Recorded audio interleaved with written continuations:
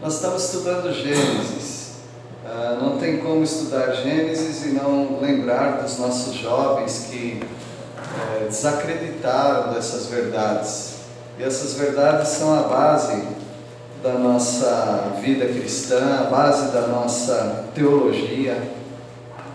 Porque sem essa base inicial não existe o meio nem o fim. Por isso nós temos tristezas, mas nós temos também a esperança de que a palavra de Deus que foi incutida na vida das crianças, desses jovens, agora adultos, né? Nós sabemos que está ali.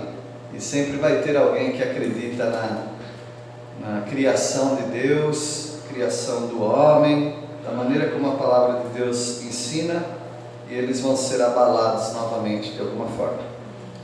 Nós estamos estudando agora, vamos estudar agora o capítulo 2 de Gênesis. Capítulo 2 de Gênesis, nós vamos estudar a narrativa ampliada de Gênesis 1.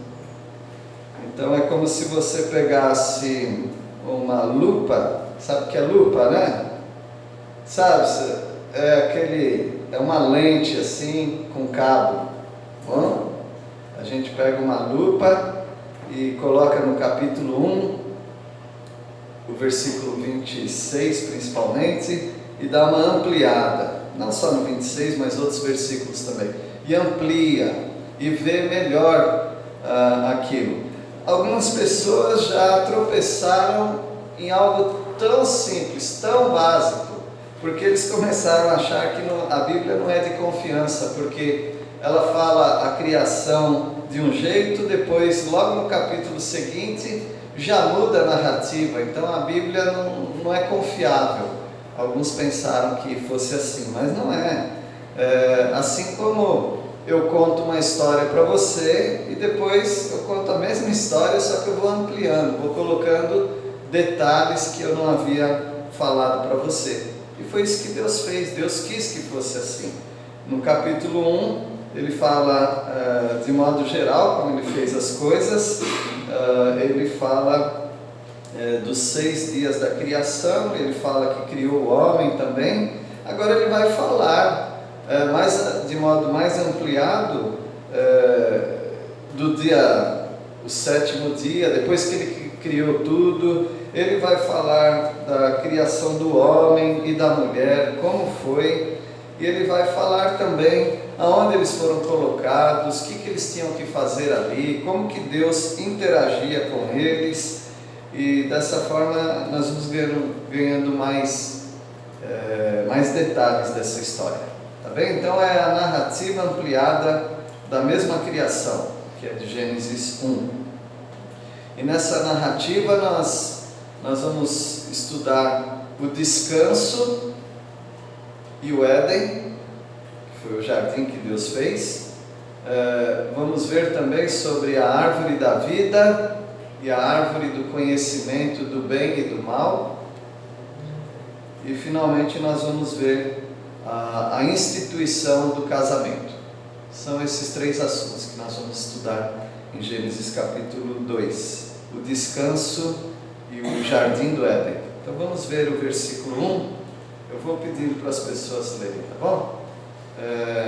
O irmão José de Paula, leia o versículo 1, por favor. Gênesis 2, 1. Assim, pois, foram acabados os céus e a terra e todo o seu exército. Foram acabados. Deus terminou a obra dele e ele chama céus, terra e todo o seu exército. Normalmente no Antigo Testamento, quando fala de exército, está falando das estrelas e dos elementos celestiais. As estrelas, os planetas, tudo que há no céu é o exército de Deus. Você vai encontrar então as palavras exército e outras vezes você vai encontrar a palavra hostes. Hostes é um exército, né? Mas aqui me parece que o texto nos fala não apenas de estrela, mas os céus, a terra e tudo o que há neles. Aí ele chama de exército. Deus criou todas as coisas e foram acabados. Essa palavra, esse verbo acabado é muito importante, porque senão vai dar uma margem para você pensar que Deus ainda poderia criar alguma coisa.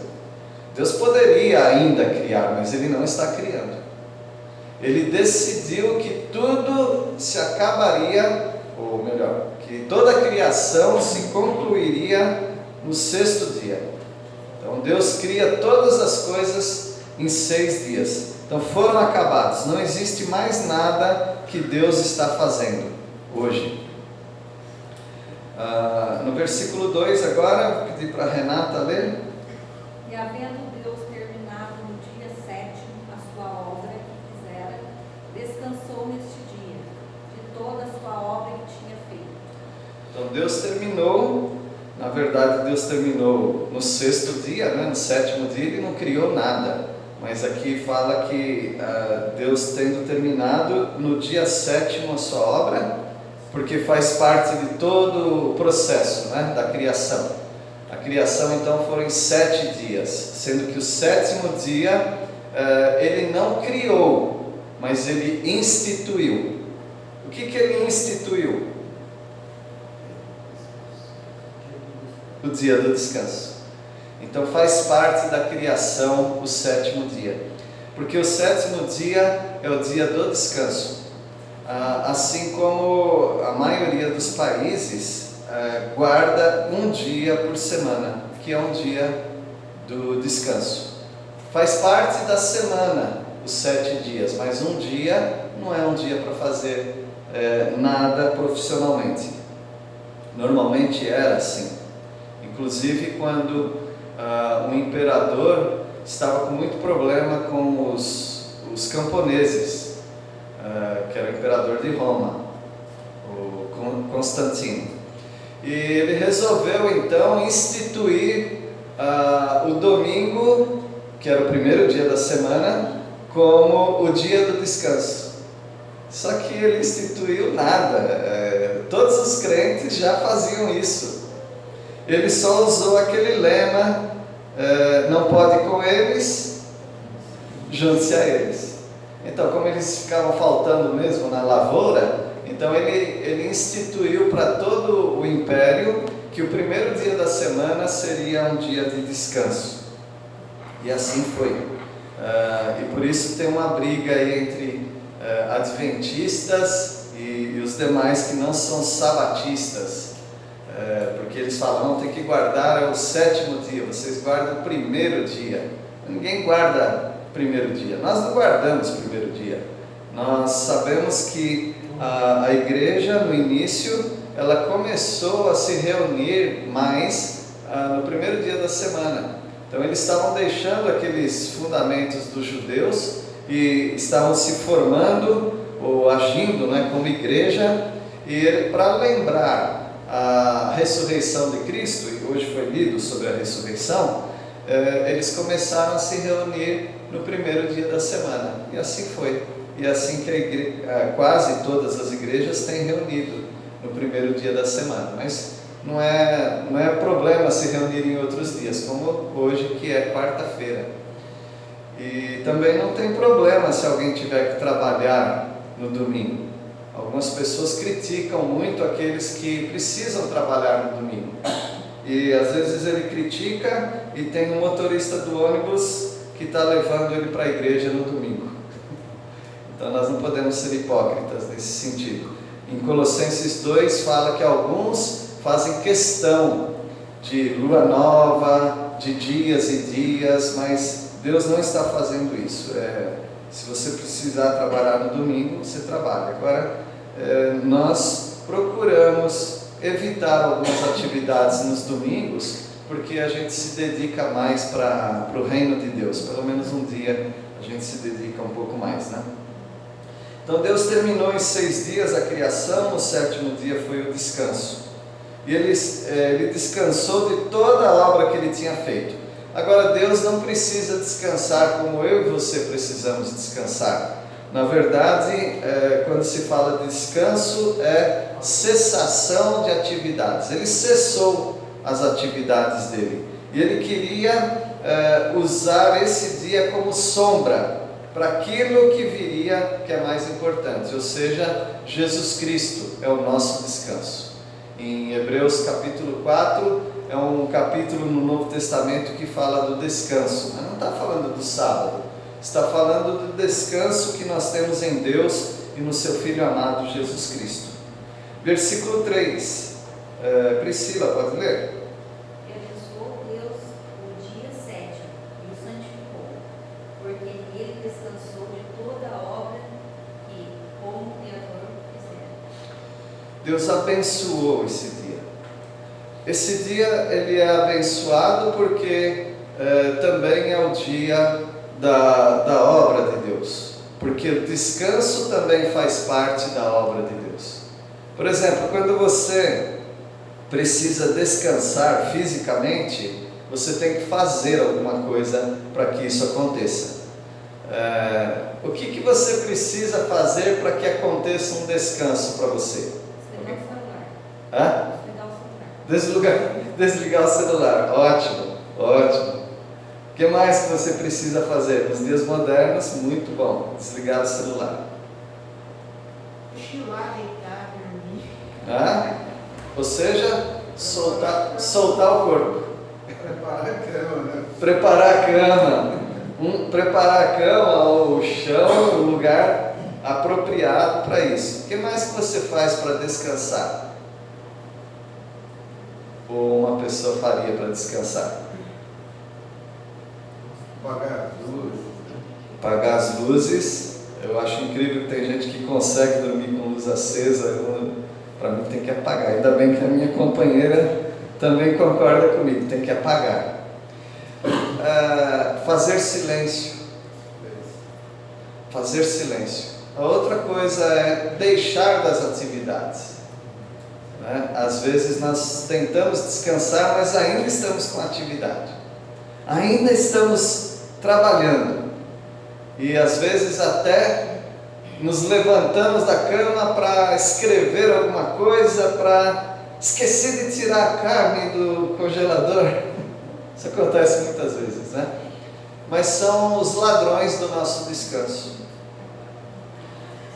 Quando Deus descansou, Ele estava dando exemplo para todos nós. Ele abençoou aquele dia. Não é um dia que você deve achar que não é necessário, você precisa. Eu acho que todos nós, sem exceção, talvez uma ou outra exceção, todos nós acabamos por desrespeitar um período nosso de descanso. A gente vai naquele batidão, a gente vai naquele embalo e às vezes esquecemos daquele período muito importante. Há pessoas que inclusive falam de ano sabático, preciso descansar porque trabalhei muito durante 5, 10 anos, agora eu preciso descansar. Não é assim que o corpo funciona. Ele funciona você trabalhando que eu digo, não é só na sua empresa, mas tudo que você faz, umas 17 horas por dia, não é mais ou menos isso? 16, 17 horas por dia você está na lida, você está fazendo alguma coisa, e aí você precisa renovar descansando. Há pessoas que fazem turnos, que trabalham 2 dias direto. Bom, eu não sei se eles conseguem, né, trabalhar 2 dias direto, eles ficam cochilando durante o tempo, né? Mas nosso corpo precisa de renovação todos os dias.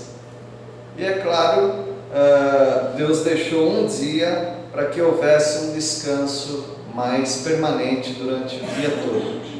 E esse descanso não quer dizer falta de atividade. Por exemplo, Deus não deixou de sustentar o universo no 7º dia, porque se Ele fizesse todas as coisas e no 7º dia Ele não agisse mais, ia acabar tudo, porque todo ser que está respirando, que tem fôlego, depende de Deus para estar vivo. Então Deus está mantendo o universo, Deus está mantendo os animais, as florestas, rios e você. Deus está trabalhando sim, mas não aqueles trabalhos de criação, assim como nós também precisamos ter um tempo mais sossegado. Agora não estou falando que nós somos sabatistas, tá? De guardar o sábado, isso é uma outra discussão. Deus abençoou aquele dia e o santificou, separou, né? Por que Ele fez isso?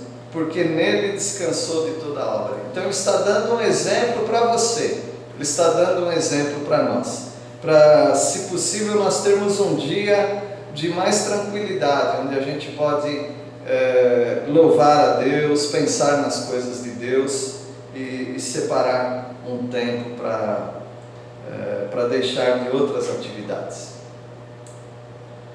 Interessante que eu já li alguma coisa de lugares onde eles não tinham esse tempo e eles viram que era muito menos produtivo. Quando a pessoa dá uma freada nas atividades e um refrigério, ela volta com mais gás, ela volta com mais ânimo, e aquilo pode ser que dê mais produtividade no trabalho dela. Versículo 4, pedi para a Edene ler. Esta é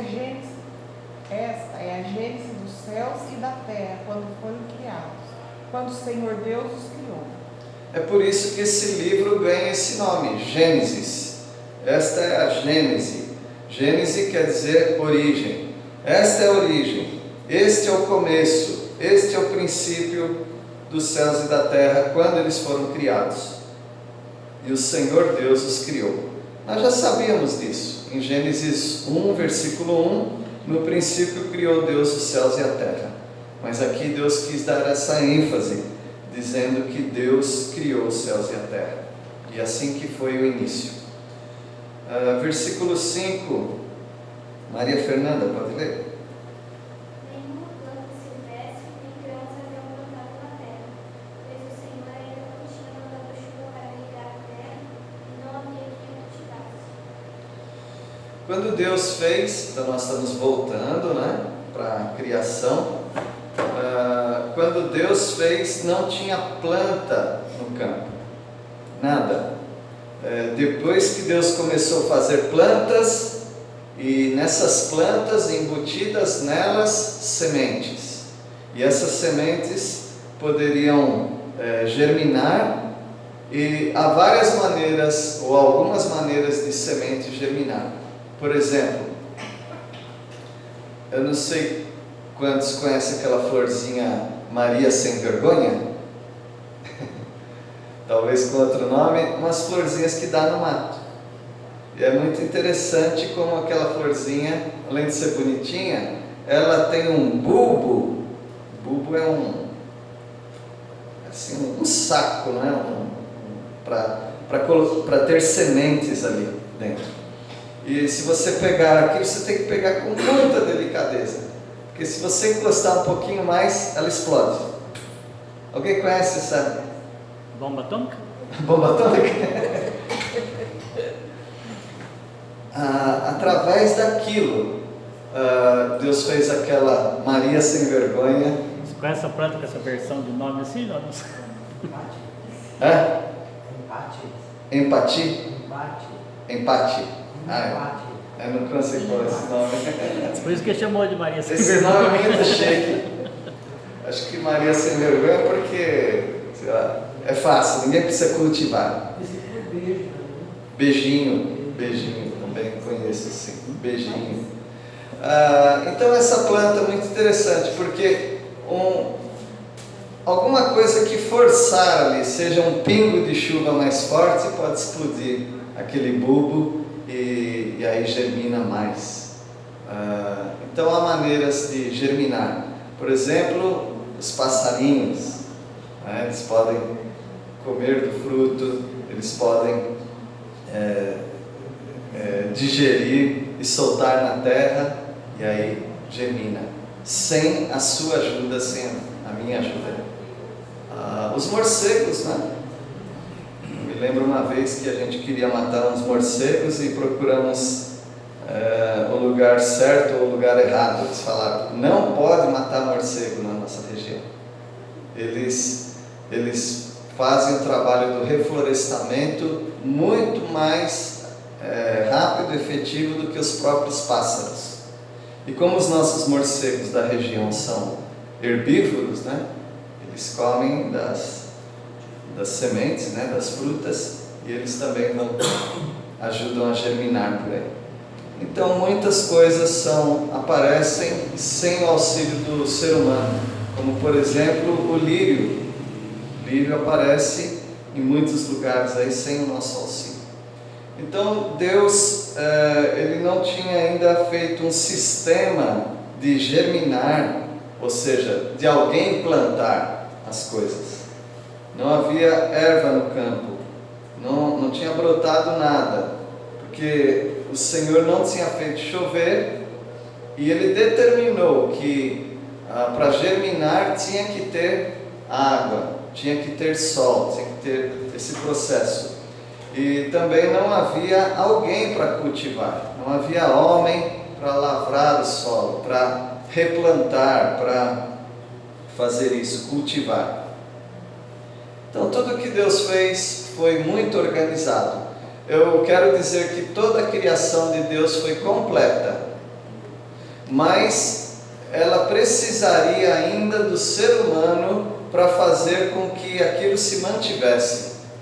Como também a igreja, como também o nosso lar, Deus não simplesmente institui as coisas e deixa por isso mesmo, mas precisa alguém para cultivar, para cuidar, para reproduzir, para transportar. E é assim que Deus queria que fosse. Ou seja, olha que privilégio e que responsabilidade. Nós, seres humanos, seríamos cooperadores de Deus. Cooperadores de Deus para que a criação dele se mantivesse bem e que se reproduzisse também. Versículo 6, vou pedir para a Lavínia ler.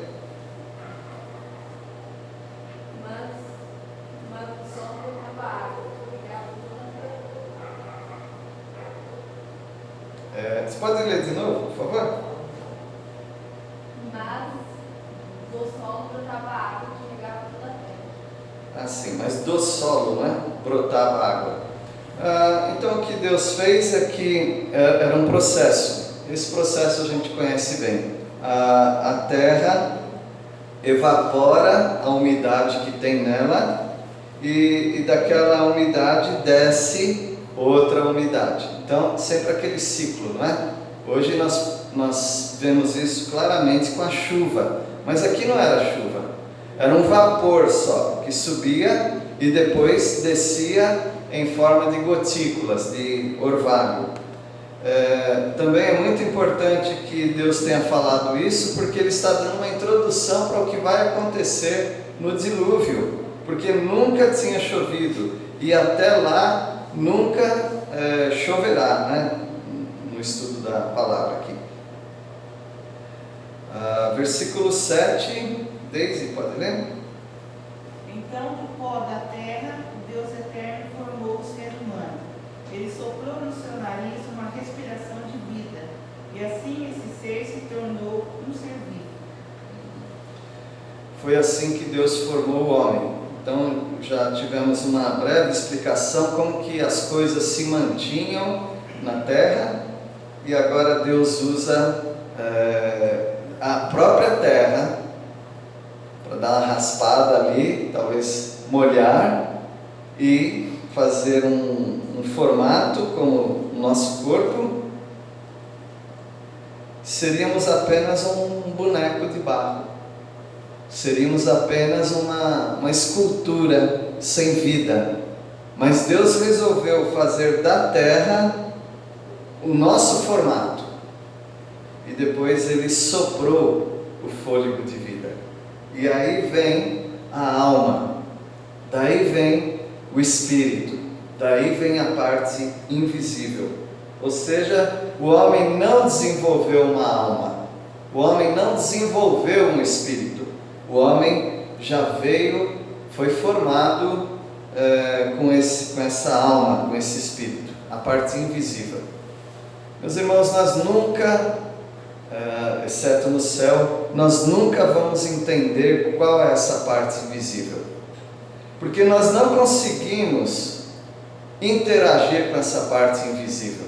Por exemplo, quando você me vê, quem é o Pércio? Você já sabe o meu jeito de olhar, o meu jeito de andar, o meu jeito de gesticular, o tom da minha voz, o jeito de eu falar. Então eu sou isso para você. Inclusive eu sou isso para minha esposa. Mas tem uma parte minha que ninguém conhece. É uma parte invisível. É aquela parte que nós chamamos de alma. É o núcleo do ser. É o espírito. Agora tem uma discussão aí sobre alma e espírito são duas coisas ou elas juntas, mas não importa para nós agora. O que importa é saber que você é uma parte invisível. Só que as pessoas não conhecem essa parte. Elas conhecem só o seu exterior. Por causa das coisas que você fala, por causa da maneira como você age, você está dando algumas dicas de quem você é. Mas pode ser que você esteja fingindo. Pode ser que não seja exatamente isso que eu estou vendo. Mas é a única maneira que eu tenho de te conhecer. É quando você fala e quando você faz alguma coisa. Mas você, quando eu falo você, pode ser eu também, né? Você pode estar mentindo, ou seja, falando uma coisa, mas não é exatamente aquilo que você pensa. E você pode estar fazendo alguma coisa, mas você não acredita naquilo, não é aquela sua essência. Por isso, meus irmãos, quando alguém fala, eu tenho certeza da salvação da minha tia, certeza da salvação do meu pai, é uma maneira que nós temos de fazer um cálculo. Pelo modo como eles agem, pelo modo como eles falam, então nós temos certeza que ele é salvo. Mas você não tem certeza, porque a palavra de Deus diz que o Espírito de Deus testifica com o nosso espírito que de fato somos filhos de Deus. A única maneira de saber se alguém é crente mesmo seria você conseguir ver o que está acontecendo no espírito dessa pessoa. Isso é impossível. Mas nós confiamos e podemos errar, né? Naquilo que as pessoas mostram, naquilo que as pessoas aparentam para nós. Então é uma parte muito difícil do estudo da Bíblia, mas é uma realidade. O fôlego da vida. Junto com esse fôlego veio veio a essência de Deus para nós. Então dentro de cada ser humano tem o mesmo fôlego. Deus não soprou em Adão, depois Deus soprou em Eva, depois Deus soprou em Abel, em Caim. Deus vem soprando fôlego de vida para as pessoas. Não. Bastou Deus dar o fôlego de vida para Adão, talvez para Eva, só que a Bíblia não fala. Mas Eva tinha que ter uma vida, tinha que ter alma, tinha que ter espírito. E a Bíblia não diz que ela teve esse sopro, mas que ela foi feita assim. E a partir daí, todas as pessoas que nascem, elas já nascem com esse fôlego que foi dado em Adão. Então Deus está como que acendendo uma vela ali, e depois cada um que nasce é uma vela com pavio, e Deus está acendendo esse pavio através do primeiro fogo, do primeiro fôlego. E tem umas boas discussões aqui sobre alma, sobre espírito, que não convém a gente tratar sobre isso. Mas saiba, Deus te conhece, só Ele te conhece. Você foi feito de um modo assombroso. Já foi assombroso a maneira como Deus teceu o seu rim, como diz a palavra de Deus no Salmo 139. Como Deus conseguiu juntar as veias, os nervos, os músculos, os ossos, tudo isso que Deus fez foi muito formidável. Agora, a maneira como Deus fez a nossa parte invisível acaba sendo muito mais assustadora, assombrosa, o modo como Deus fez. E nós só temos que louvar a Deus por isso. E nós vamos encerrar com o versículo 8. O Rafa, você pode ler? Plantou o Senhor Deus um jardim no Éden, na direção do Oriente, pois dele o homem que havia formado. Deus plantou um jardim. Na verdade, depois de toda a separação que Deus faz das águas, da terra seca, evidentemente teriam muitos jardins, né? Teria pastos, teria vegetação, relva, tudo isso. Mas quando diz que Deus plantou, me parece que significa que Deus reservou. Deus reservou de todas as partes, Ele reservou um quadrante, um lugar. E esse lugar passou a se chamar Éden. Deus coloca esse nome, o Jardim do Éden, na direção do Oriente. Em relação a quê, né? Bom, normalmente é em relação à nação de Israel, porque depois viria Moisés escrevendo. Então, para o Oriente. E hoje nós sabemos, de acordo com os nomes dos rios que ele coloca, que é lá onde é o Iraque hoje. E Deus plantou, separou esse lugar ali. Hoje não tem mais esse lugar, esse jardim. E Deus colocou o homem que havia formado. Eu não sei se Deus fez o jardim primeiro e pôs o homem ali, ou ele fez o homem, eu não sei dizer, né? Nós não sabemos. Mas diz que Deus pôs nele o homem que tinha formado, nesse jardim. E aqui vem muitas outras coisas que nós vamos estudar em outra oportunidade. Então nós temos uma ampliação, e a ampliação não é simplesmente para tornar o texto mais fácil, né? Ele fica mais difícil ainda, mas Deus dá mais detalhes. Deus deu todos os detalhes? Não, Deus não nos deu todos os detalhes, mas aquilo que Ele escreveu é suficiente para nós crermos que foi assim, o descanso de Deus e o Éden. Então nós vimos sobre o sábado, o famoso Shabá, que os judeus falam, Shabá, que quer dizer descanso. Jesus é o nosso Shabá, Ele é o nosso descanso. De todos os 10 mandamentos, isso vem mais para frente, né? 9 mandamentos são repetidos no Novo Testamento para nós fazermos aqui. Por exemplo, honra teu pai e tua mãe. Lá em Efésios capítulo 6 tem uma ordem para honrarmos pai e mãe, que é o primeiro mandamento que tem uma promessa junto. E aí você tem não dar falso testemunho, aparece na palavra de Deus sobre falso testemunho no Novo Testamento. E aí você tem outros mandamentos como não cobiçar. Paulo fala no capítulo 7 sobre a cobiça. Então, 9 mandamentos são muito claros que você ainda tem que fazer. Mas tem um mandamento que é guardar o sábado. Esse mandamento não é repetido no Novo Testamento como uma ordem. Todas as vezes que é falado de sábado no Novo Testamento, Jesus que falou, né? Ele estava criticando, não o sábado, mas a atitude que as pessoas tinham com relação ao sábado. Então, quando alguém quiser discutir com você sobre o sábado, porque eles colocam como mandamento mais importante, você fala, por que não tem nenhuma instrução para a igreja guardar o sábado, mas tem para os outros mandamentos? Então, que Deus nos abençoe. Vamos orar. Obrigado, Senhor, por esse texto que tem uma narrativa mais completa para nós, mais abrangente, e agradecemos pelo que podemos aprender do Senhor mais uma vez. Nós cremos, ó Pai, na maneira como a Tua Palavra nos ensina. Queremos divulgar isso para outras pessoas também, explicar como foi a origem de todas as coisas.